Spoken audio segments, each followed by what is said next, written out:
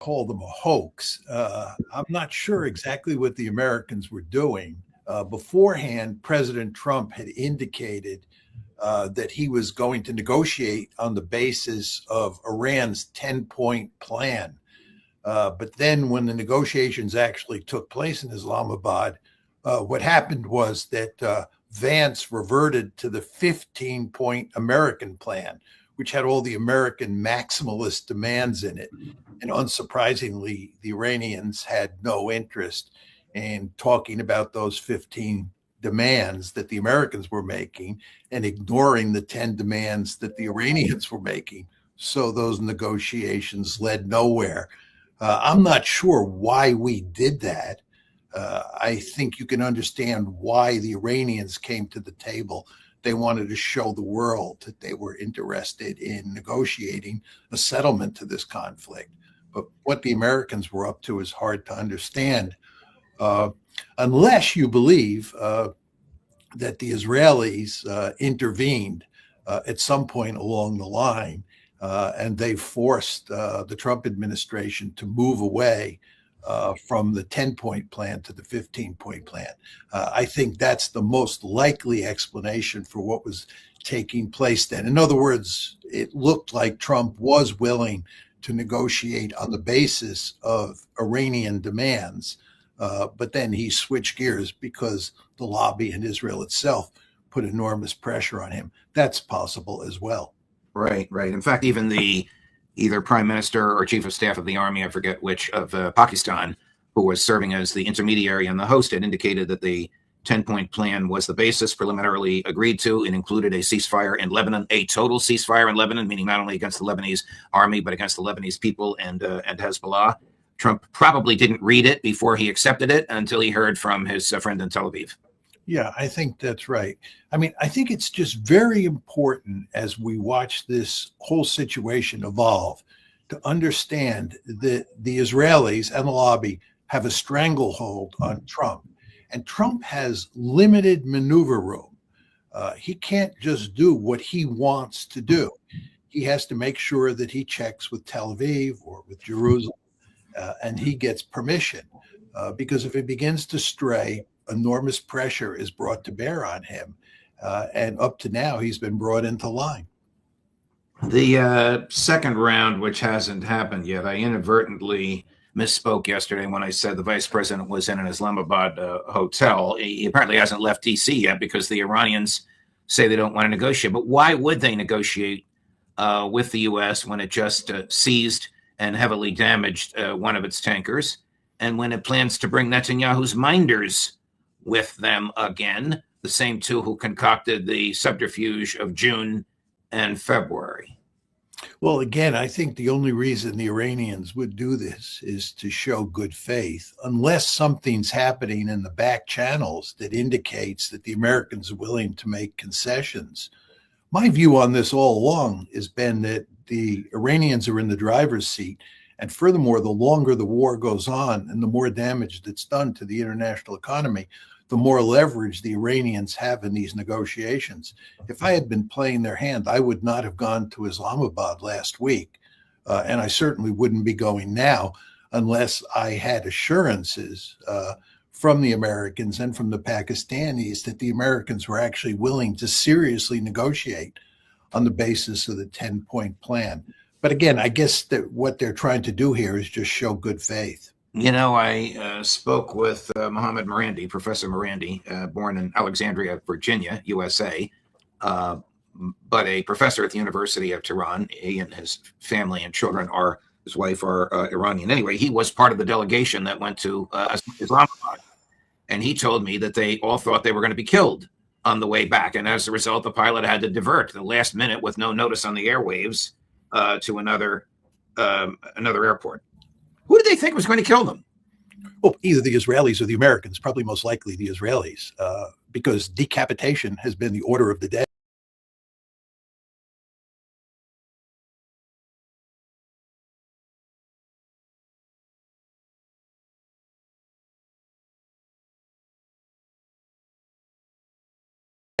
For years now, for the Israelis, they're constantly running around the Middle East, killing leaders. And I think it was prudent on the part of the Iranians to fear for their life.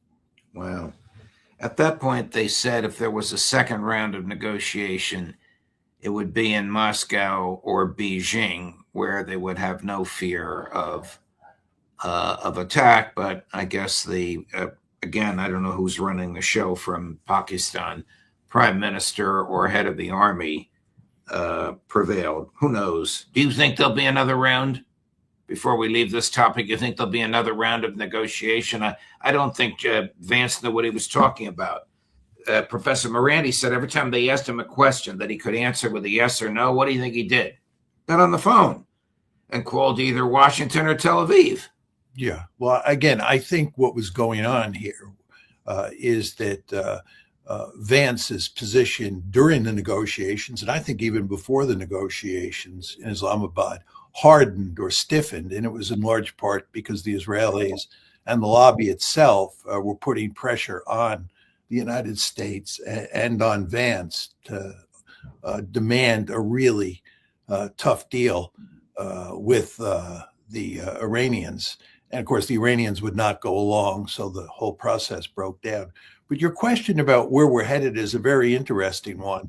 I do think, I wouldn't bet a lot of money on it because it's hard to be confident about any judgment you make when Trump is involved. But I would bet that negotiations do take place. I don't think the Americans, despite all the bluster from President Trump, have a vested interest in going up the escalation ladder. I don't think we win as we go up the escalation ladder. In fact, as I just said a few minutes ago, I think it's in Iran's interest to prolong the war. And if we go up the escalation ladder, it will work to Iran's advantage over the long term. If you think about it, what are we going to do if we go up the escalation ladder? Are we going to use air power to pound Iran again? This is what President Trump is talking about. We don't have many military targets left to hit. So we'd have to hit civilian infrastructure. We'd have to hit power plants. We'd have to hit their energy systems and so forth and so on. And the end result is that they would retaliate. It's not like the other side has no ability to retaliate here. And they would retaliate by shutting the Red Sea, I believe, in addition to shutting down even further what's coming out of the Strait of Hormuz. And furthermore, I think they would attack targets in Saudi Arabia and in the other Gulf states. And this would have disastrous consequences over the long term for the world economy and therefore for the United States. There's just no sort of air option here. And again, you want to remember that we have a limited number of boutique weapons that we've already used. And if we go back on the offensive with air power, we would use up more of those missiles and boutique weapons. So there's no real air option here. And if you think about a ground option, we don't have a ground option. There's just not enough combat troops in the region to have a serious ground option. And furthermore, even if we had a lot more ground forces going into Iran, invading Iran with a land army would be remarkably foolish and wouldn't work. And this, by the way, is why we're relying on the Navy today. If you think about what's going on, any military has three big instruments it can choose among. One is its Navy, two is its Air Force, and three is its Army. We have no Army option here. We started the war with the air option by bombing Iran, and that didn't work. And that's why we are where we are today. And what we've now turned to is the Navy option. And this is what the blockade is all about. But that has no promise of ending this conflict on favorable terms. So you see, we have no military option here. Yeah. And at the same time, there's the whole economic side of this story, which in many ways is more important than the military side of the story, because the damage that's being done to the world economy is great. And President Trump, therefore, has a deep-seated interest in settling this conflict immediately. I mean, he wants to settle it yesterday. And that's why I think the incentive to have some sort of negotiation is very great. But the great problem the president faces is that he has to deal with the Israelis. And the Israelis don't want a settlement. Very important to understand this. Trump wants a settlement. Israel does not want a settlement. Well, Israel can't accomplish anything without the U.S. If the United States enters into some serious ceasefire or truce, what are the Israelis going to do? Attack Iran on their own and risk the destruction of their country? No. Well, you want to remember here that the Israelis and the Americans together could not defeat Iran. If you're assessing who has won the war so far, it's very clear that the Iranians have won the war so far. None of our goals have been achieved. And furthermore, we've lost control to Iran of the Strait of Hormuz. So we're worse off, we meaning the United States and the Israelis, today than we were before the war started. We just didn't achieve any goals. So if the United States and the Israelis together couldn't achieve the goals, the Israelis themselves can't do it. But what the Israelis want is they want us to stay in the fight. They want us to continue to hammer away at Iran and hopefully over a protracted period of time, disable Iran to the point where it is greatly weakened. That's what they want. But what Trump wants is he wants to shut this one down as soon as possible. He knows that the damage that's being done to the international economy and the damage that might be done if this continues necessitates a settlement. But again, he's running up against the Israelis. Yeah. Here is Mike Waltz, the U.S. ambassador to Iran, sounding very combative, sounding more like a politician than a diplomat, but that's his style. First is you used the phrase earlier, and he uses it as well, escalate to de-escalate. And second is his argument that destroying bridges and power plants is not a war crime. Chris, can you play these two back to back? First number 3 and then number 4. All options are on the table. The president's prepared to escalate to de-escalate. He means it when he said nothing that benefits Iran is coming out of the Straits. And then on top of that, Secretary Bessent announced Operation Economic Fury, where we are prepared to put secondary sanctions on banks who are transacting in illegal Iranian oil dollars. So we are truly putting maximum pressure on every aspect of the Iranian economy. And at some point, they are going to see some level of common sense and pragmatism and say enough is enough with this nuclear obsession. I hope we don't have to go back to a military option, but President Trump's made it very clear. And by the way, bridges, power plants that are run by the IRGC, which runs the entire military, are absolute legitimate military targets, not only now, but have been historically. That is a false, fake, and ridiculous notion that this is some type of war crime. War crime to threaten to attack civilian infrastructure. He should know that. Yeah, I mean, what's going on here is that Waltz thinks that we can punish Iran to the point where it will just throw up its hands and surrender. All we have to do is get tougher. And there are two problems with this argument. The first is that we meaning the United States and Israel, represent an existential threat to Iran. And because we represent an existential threat, they will fight to the last person. They are not going to throw their hands up and surrender. They're going to fight like wild dogs. That's point number 1. Point number 2 is that they have the advantage going up the escalation ladder. People like Waltz don't understand that. The idea that we're going to go in there and we're going to bomb power plants in Iran and they're just going to sit there and take it and eventually throw up their hands, it's not a serious argument. They are going to respond, and they have the ability to cause us enormous amounts of trouble. The international economy is already in deep trouble. We are on the Titanic heading for an iceberg, and something has to be done to shut this down. President Trump understands that.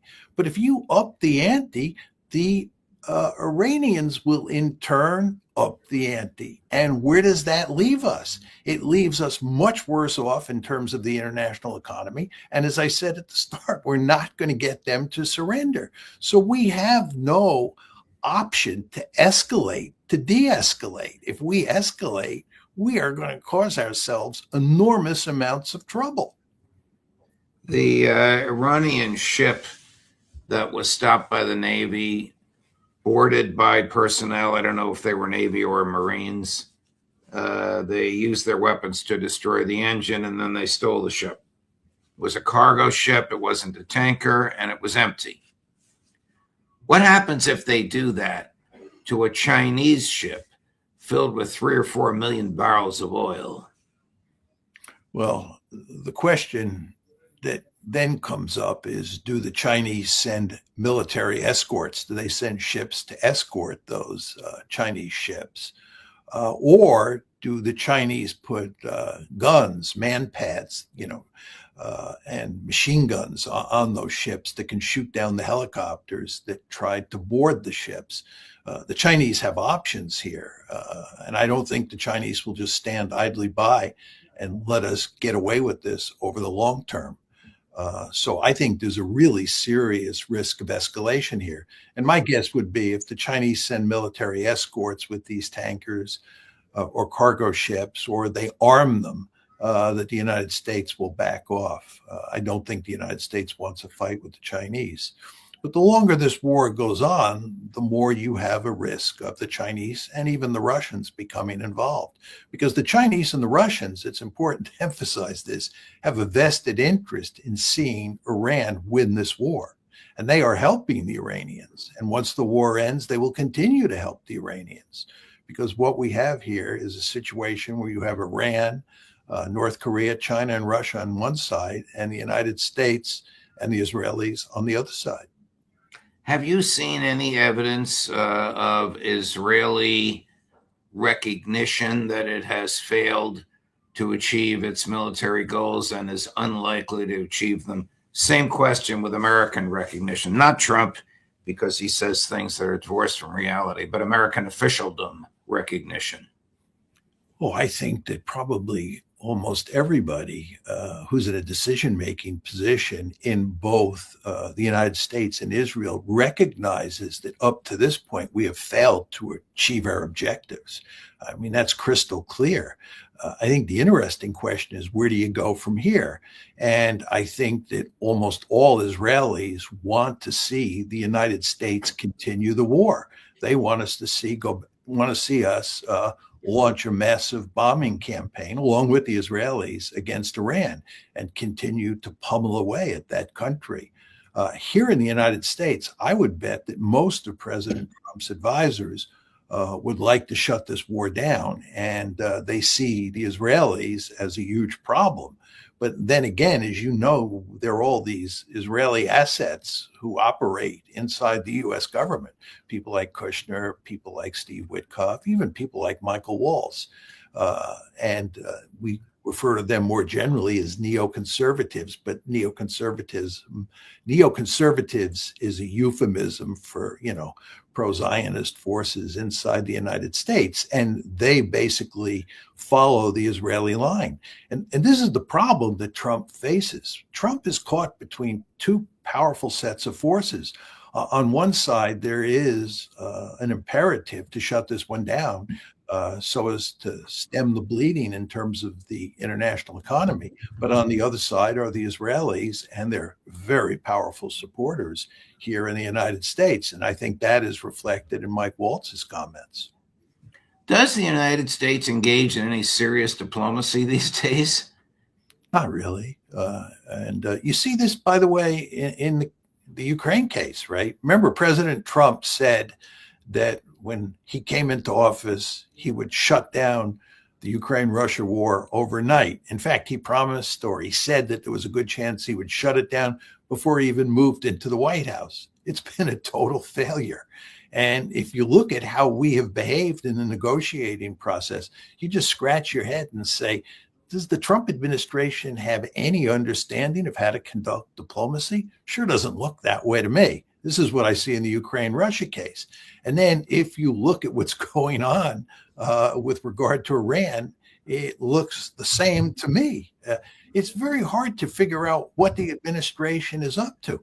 Just think about the ceasefire that was negotiated. There were two missing pieces in the ceasefire.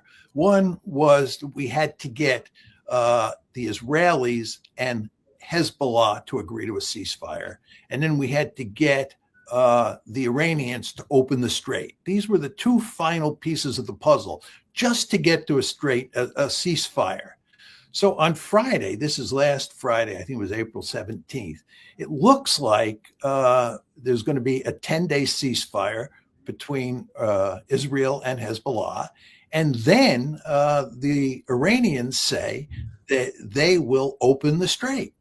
This is on the 17th. And it looks by early morning on the 18th here in Chicago, like, you have all of the ingredients of a ceasefire in place. But what does President Trump do? He refuses to take the American blockade off of the Strait of Hormuz. And not surprisingly, the Iranians switched directions and put their blockade back on the Strait of Hormuz. And you just say to yourself, as you watch this, what is President Trump thinking? He wanted to get the ceasefire in place. He had the ceasefire in place, but common sense tells you that if you keep the blockade, the U.S. blockade on the Strait of Hormuz, which is a blockade on Iran, and you keep Iranian oil from coming through the strait, that the Iranians are then going to put the blockade back on, and you're back to square one. And the price of gasoline at the pump in the U.S. will continue to rise. Yeah, exactly. That's the other key dimension to this. We had been allowing Iranian oil out into the global market because it was in our interest for the purposes of keeping oil prices down. But if you keep the American blockade of Iran on, then that Iranian oil can't get out into global markets. This just doesn't make any sense at all. And furthermore, if you're going to have a ceasefire, if you're going to have negotiations this week, right, wouldn't it make sense to show some goodwill by taking the blockade off of Iran? But no, that's not what we did. And I just scratch my head and say, I don't understand what the strategy is here. I can't tell myself a plausible strategy as to why this makes sense. Here's Congressman Kahana of California sort of mocking this Mike Waltz theory of escalate to de-escalate. Chris, cut number 11. Well, they said they want to escalate to de-escalate. They've escalated to devastation. I mean, you have the Pope lecturing America about possible war crimes. You have the president, as you pointed out, threatening to destroy all power plants. I didn't think we would ever get to that point. You have the Strait of Hormuz that is now blocked. This never happened before the war. What have we achieved? Gas is up from $2.30 to $4. You have now Iran having a more hardline regime, as we just heard, and all our allies like UAE being hit. I mean, we've created devastation, and we're being lectured by the Pope. There you have it. Hard to disagree. Ro Khanna was my student, by the way, when he was an undergraduate at the University of Chicago. Oh, for goodness sakes. But, well, he learned well. I'm not sure I had that much influence, but it seems to me that everything he said made eminently good sense. Yeah, here's more good sense. This is Tucker Carlson lamenting with his brother Buckley Carlson about the aid that they gave President Trump when he was running in 2024. This is sad, but my hat is off to his intellectual honesty. The brother only gets one word in. This is a Tucker lament, and my hat is off to him. Chris, number 13. You and I and everyone else who supported him, you wrote speeches for him, I campaigned for him. I mean, we're implicated in this for sure. Yes. It's not enough to say, well, I changed my mind, or like, oh, this is bad, I'm out. It's like in very small ways, but in real ways, you and me and millions of people like us are the reason this is happening right now. Yes. So I do think it's like a moment to wrestle with our own consciences. We'll be tormented by it for a long time. I will be. And I want to say I'm sorry for misleading people. It was not intentional. That's all. Well, look, when he campaigned for Trump rejected the neocon mantra, said he would never do just what he now has done. This is not Tucker Carlson's fault, but I salute him for this emotional, intellectual honesty. I would just say I did not vote for Trump and am not a Trump supporter in any way. But I thought when he came in, given everything that he had said during the campaign, that he would not behave at all the way he has behaved on the foreign policy front. And I think everybody who is on your show, all the regular guests you have, had a lot of goodwill towards President Trump on the foreign policy front soon after he moved into the White House. Yes, because we believed what he said. Yeah, I think that's exactly right. But what happens here is that the lobby eventually goes to work on all of our presidents, all of our leaders, and they basically coerce them into towing the line. And this gets back to the earlier conversation we had about what happened before the Islamabad negotiations. You remember it looked like Trump was going to negotiate on the basis of the Iranian 10-point plan. And then that all went out the window. And then the reports are that when J.D. Vance was actually doing the negotiating in Islamabad, that his position stiffened during the negotiations as he talked to Netanyahu and talked to Trump and company, who were obviously talking to Netanyahu as well. So you see the tremendous power that the lobby has on our leaders. And this is what happened to President Trump. And Tucker, of course, understands that completely because he now fully understands just how powerful the lobby is. And he fully understands, like you and I do, that